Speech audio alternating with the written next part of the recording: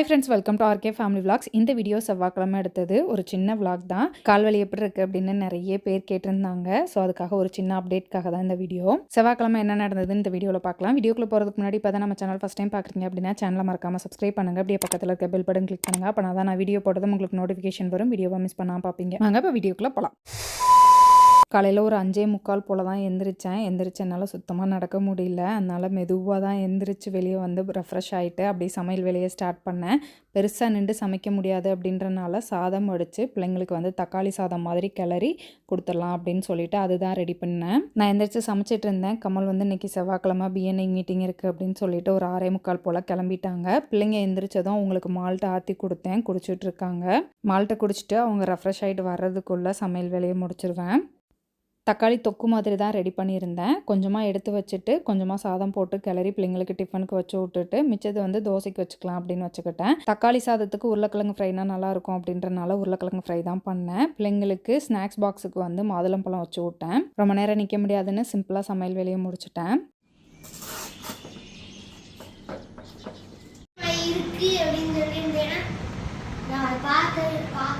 இன்னும் புது ஷூ கொடுக்கல, இன்னைக்கு கொடுத்தாலும் கொடுத்துருவாங்க. பழசவே போட்டு போகுது என் பிள்ளை, பிஞ்ச ஷூவே போட்டு போகுது. சூதானமாக வச்சுக்கோ. பஸ்ஸு ஓடு ஓடு ஓடு ஓடு ஓடு ஓடு ஓடு. பிள்ளைங்களை ஸ்கூலுக்கு அனுப்பிச்சி விட்டுட்டு ஹாஸ்பிட்டல் போயிட்டு வரலாம் அப்படின்னு சொல்லிட்டு நான் ஹாஸ்பிட்டல் கிளம்பிட்டேன். கமல் பிஎன்ஐ மீட்டிங்கை முடிச்சுட்டு அப்படியே கடை ஒர்க் எந்த அளவுக்கு போயிட்டுருக்கு அப்படின்னு பார்க்குறதுக்காக கடைக்கு போயிருந்தாங்க. நம்ம ராஜேஷ் கிச்சன் கடை ஒர்க் பார்த்தீங்க அப்படின்னா சைடில் ஃபுல்லாக கபோர்டு அடிக்க வேண்டிய வேலையெல்லாம் முடிச்சுட்டாங்க. இன்னும் சென்டர் பார்ட்டில் வந்து அதுக்கு அளந்து எந்தெந்த இடத்துல எந்தெந்த மாதிரி ரேக் வரணும் அப்படின்னு சொல்லி அளந்து கொடுத்துட்டு வந்திருக்காங்க கமல். இன்னைக்கு ஃபுல்லாக ரேக் ஒர்க் எல்லாம் முடிஞ்சிருச்சு அப்படின்னா அதுக்கு அடுத்து வந்து அந்த ஃபினிஷிங் ஒர்க் பார்ப்பாங்க. ஸோ அதுக்கு ஒரு 4-5 நாள் ஆகும். அந்த ஒர்க்கெல்லாம் முடிச்சதுக்கு அப்புறம் வந்து லைட்டிங் ஒர்க்கு, ஏசி மாட்டுறது, இந்த மாதிரி வேலைகள்லாம் இருக்குது. என்னால் கடை ஒர்க் எந்த அளவுக்கு போய்கிட்டு இருக்கு அப்படின்னா அடிக்கடி போய் பார்க்க முடியாது. கமல் வந்து கிளைண்ட்டை பார்க்குறதுக்காக அடிக்கடி திண்டுக்கல் போவாங்க. ஸோ அப்போல்லாம் வந்து எந்த அளவுக்கு ஒர்க் இருக்குது அப்படின்னு பார்த்துட்டு வீடியோ எடுத்துகிட்டு வருவாங்க. அப்பப்போ எனக்கு ஃபோட்டோ எடுத்து அனுப்புவாங்க.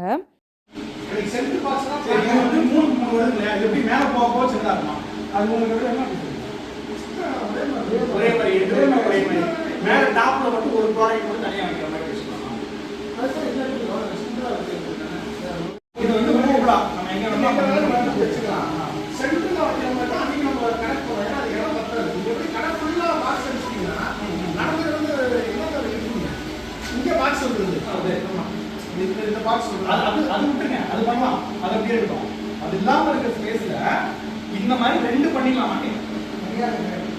2 பண்ணிடலாம். 2 பண்ணா எப்படி இடம் இருக்குமா? 2 பண்ணுங்க. லாஸ்ட் வீக் நானும் கமலும் போயிருந்தப்பயே சென்டரில் வந்து எந்த மாதிரி நம்ம வந்து ரேக் அடிக்கலாம் அப்படின்னு பார்த்தோம். ஃபஸ்ட்டு நம்ம வந்து சவுத்து சைடில் எல்லாம் வந்து கபோர்டு அடித்து முடிச்சுட்டு சென்டரில் வந்து எந்த அளவுக்கு இடம் இருக்குது அதை பார்த்துட்டு நம்ம கபோர்டு அடிச்சுக்கலாம் அப்படின்னு சொன்னாங்க. ஸோ அதனால் வந்து இன்றைக்கி சைடெலாம் முடித்தனால இன்றைக்கி வந்து பேசிகிட்டு இருக்காங்க எந்த மாதிரி வச்சா கரெக்டாக இருக்கும் அப்படின்னு. கமல் இந்த ஒர்க்கெல்லாம் முடிச்சுட்டு கிளம்புறதுக்குள்ளே நம்மளும் டாக்டரை பார்த்துட்டு கால் பண்ணோம் அப்படின்னா கமல் நம்மளை பிக்கப் பண்ணிட்டு போயிடுவாங்க அப்படின்னு நினச்சேன். நான் டாக்டரை பார்த்துட்டு வர்றதுக்குள்ளே கமல் வந்து வீட்டுக்கு வந்துட்டாங்க. ஸோ வந்து டாக்டரை பார்த்துட்டு இன்ஜெக்ஷன்லாம் போட்டுட்டு நான் வந்து பஸ்ஸில் தான் வந்தேன்.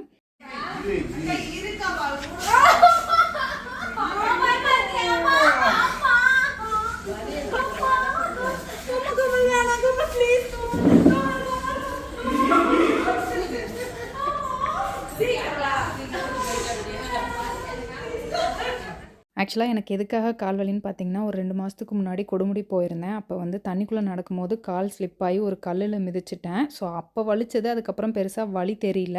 இப்போது வந்து அது 2 மாதம் கழிச்சு இப்போ வந்து எனக்கு வேணா கொடுத்துருச்சு. கீழே ஜவ்வு பார்த்தீங்க அப்படின்னா நல்லா வீங்கி இருக்குது அப்படின்னு சொன்னாங்க. டேப்லெட் சாப்பிட்டும் கேட்கல அப்படின்றனால எந்த இடத்துல பெயினோ அங்கேயே இன்ஜெக்ஷன் போட்டிருக்காங்க. இன்ஜெக்ஷன் போட்டுட்டு பஸ் ஏறி வந்துட்டேன். பட் ஆனால் எனக்கு அந்த ஊசி போட்டது ரொம்ப கடுகடுன்னு என்னால் சுத்தமாக எட்டு வைக்கவே முடியல. கமல் தான் வந்து கீழேருந்து என்ன மேலே தூக்கிட்டு வந்தாங்க. கரெக்டாக வலி பார்த்தீங்கன்னா குதிங்காலில். காலையில் தூங்கி எந்திரிச்சு சுத்தமாக எட்டு வைக்கவே முடியாது, அந்த அளவுக்கு வலி இருக்கும். 2-3 நாளாக வந்து நடக்கவே முடியாமல் ஒரு மாதிரி கால் நொண்டி நொண்டி தான் நடந்துட்டு இருந்தேன்.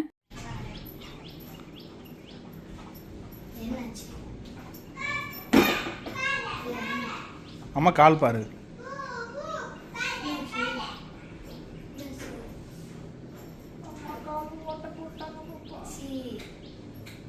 பார்க்கலையா?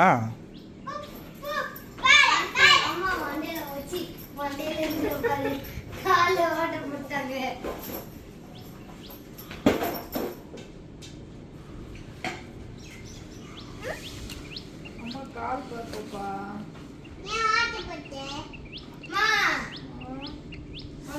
டாக்டர்கிட்ட ஊசி குத்துன மாதிரி வலிக்குது அப்படின்னா நானே ஊசி குத்துறேன் அப்படின்னு ஊசியை குத்தி விட்டாராங்க.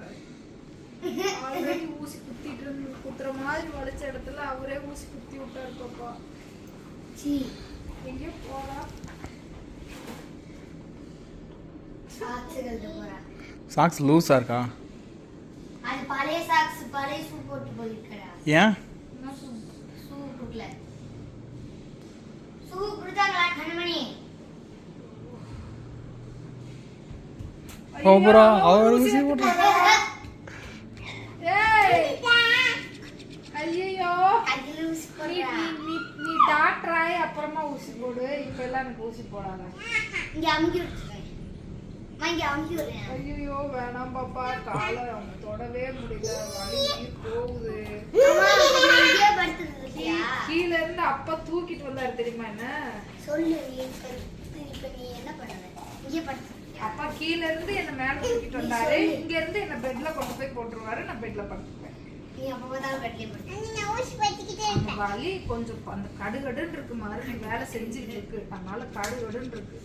அது கொஞ்சம் ஊசி போட்டா. கையில ஊசி போட்டா. பாப்பா என்னது? பாப்பா no papa no papa no papa. அம்மா பாவம். அது பாவம். அப்ப நான் பாவம் இல்லையா? நான் தான் பாவம். உங்களை எல்லாம் வைக்கிறேன் பத்தியா? நான் தான் பாவம். நான் தான் பாவம். நான் தான் பாவம். டாக்டர் கண்மணி ஊசி போடுறாங்க. அதுக்கே யாராச்சும் ஊசி போடணுங்க. சரி போங்க, போய் யூனிஃபார்ம் மாத்துங்க.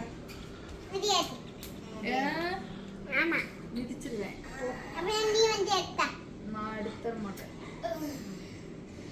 பாப்பா என்னால கபோர்டை இப்போ க்ளீன் பண்ண முடியாது. அம்மானால சுத்தமா நிக்கவே முடியல, நடக்கவே முடியல. போனி. அம்மா இந்த வீக் உனக்கு நான் சரி பண்ணி கொடுத்துட்றேன். உங்களோட யூனிஃபார்ம் மட்டும் தனியா எடுத்து வச்சுக்கோங்க, சரியா? என்னால ரெடி பண்ண முடியாது. அங்க கீழே இதுல வச்சுக்க. கீழே பெட்டு கீழே ஒரு ட்ரா இருக்குல்ல, அதுல வச்சுக்கோங்க. அது ரெண்டுமே ஃபுல்லா இருக்கு. அதுல என்ன இருக்கோ அதை எடுத்து ஒரு இதுல மாத்தி வச்சுக்கோங்க. ஒரு இதுல நல்லா ஃபுல்லா இருக்கு. இன்னொரு இதுல பெட்ஷீட் இருக்குல்ல, பெட்ஷீட்டை கொண்டு போய் அந்த ரூம்ல வச்சிரு, கட்டில வச்சிரு. நான் எடுத்து வச்சுக்கிறேன். அந்த இதை யூஸ் பண்ணுங்க ஒரு 2-3 days. அப்புறம் நான் சரி பண்ணிடுறேன். இன்னைக்கு ஒரு நாளைக்கு காலையில் எழுந்திரிக்கும் போது நல்லா இருக்கும். மருந்து ஃபுல்லாக வேலை செய்ய ஆரம்பிச்சிருச்சுன்னா அம்மா எந்திரிச்சு ஓட ஆரம்பிச்சிடுறேன். ஏன்பா மருந்துக்கு வேலை செஞ்சுக்கிட்டு இருக்கு, ஃபுல்லாக வேலை செய்ய ஆரம்பிச்சிருச்சுன்னு நான் எந்திரிச்சு நடந்துடுவேன். போய் ட்ரெஸ் மாற்று போ. பேக் கழட்டி வை, ட்ரெஸ்ஸை மாற்றுங்க, போங்க, கை கால் கழுவுங்க, தண்ணி குடிங்க, போய் கை கால் மூஞ்சி கழுவுங்க, இல்லாட்டி குளிச்சிருங்க. இது அடுத்த நாள் காலையில் எடுத்த வீடியோ. 5:45 தான் எந்திரிச்சேன். மொதல் நாள் ஊசி போட்டு வந்தேன். என்னால் எந்த வேலையுமே செய்ய முடியல. ஊசி போட்டோ கொஞ்ச நேரத்துக்கு நல்லா இருந்தது. நானும் பஸ் ஏறி வந்துட்டேன். பஸ்ஸில் வர கால் ரொம்ப கடுகடுன்னு இருந்தது. என்னால் சுத்தமாக நடக்கவே முடியல. வீட்டுக்கு வந்து லஞ்சை சாப்பிட்டு டேப்லெட்லாம் போட்டு ஃபுல் டே ரெஸ்ட்டில் தான் இருந்தேன். நைட் டின்னர் என்னால் சுத்தமாக ப்ரிப்பேர் பண்ண முடியல. அத்தை தான் ப்ரிப்பேர் பண்ணி கொடுத்தாங்க. நைட் டின்னர் சாப்பிட்டுட்டு தூங்கி எழுந்திரிச்சு காலையில் பிள்ளைங்களுக்கு செஞ்சு கொடுத்துடலாம் அப்படின்னு சொல்லிட்டு சமையல் வேலையை ஸ்டார்ட் பண்ணிட்டேன். ஊசி போட்டால் பெயின் இருக்காது, நல்லா இருக்குன்னு சொன்னார். ஆனால் ஊசி போட்ட பெயினே இவ்வளோ இருக்கே அப்படின்னு கொஞ்சம் பயமாக இருந்தது. பட் காலையில் நல்லா இருந்தது. ஊசி போட்ட இடத்துல மட்டும் லைட்டாக பெயின் இருந்தது. அதுக்கப்புறம் எனக்கு நடக்க அந்த பெயின் சரியாயிருச்சு. இருந்தாலும் ஊசி போட்டதுக்கப்புறம் பெருசாக ஸ்ட்ரெயின் பண்ணி எந்த ஒர்க்கும் பார்க்காதீங்க, ரெஸ்ட்டில் இருங்க அப்படின்னு சொன்னாங்க. அதனால் ரொம்ப நேரம் நின்று பார்க்குற மாதிரியான ஒர்க் எதுவும் நான் பண்ணலை. காலையில் எழுந்திரிச்சு சுண்டல் குழம்பும் சாதமும் மட்டும் வச்சேன். காய் எதுவும் பண்ண முடியல, அதனால் ஆம்லேட் வச்சு விட்டேன் பிள்ளைங்களுக்கு. பிரேக்ஃபாஸ்ட்டுக்கு பிரெட் டோஸ்ட் பண்ணி ஜாம் வச்சு சாப்பிட்டுக்கிட்டாங்க. நிறைய பேர் ரொம்ப அக்கறையாக கால்வலி எப்படி இருக்குது அப்படின்னு கேட்டிருந்தாங்க. கேட்ட எல்லாருக்குமே ரொம்ப நன்றி. இப்போ கால்வலி கொஞ்சம் பரவாயில்லாமல் இருக்குது. டேப்லெட்ஸ் எடுத்துகிட்டு இருக்கேன். அவ்வளோதான், இந்த விளாக் இதோட முடிஞ்சது. இந்த வீடியோ உங்களுக்கு பிடிச்சிருக்கும் நம்புகிறேன். பிடிச்சிருந்தால் லைக் பண்ணுங்கள், மறக்காமல் சேனலை சப்ஸ்கிரைப் பண்ணுங்கள். அடுத்த வீடியோவில் பார்க்கலாம். அது வரைக்கும் பாய்.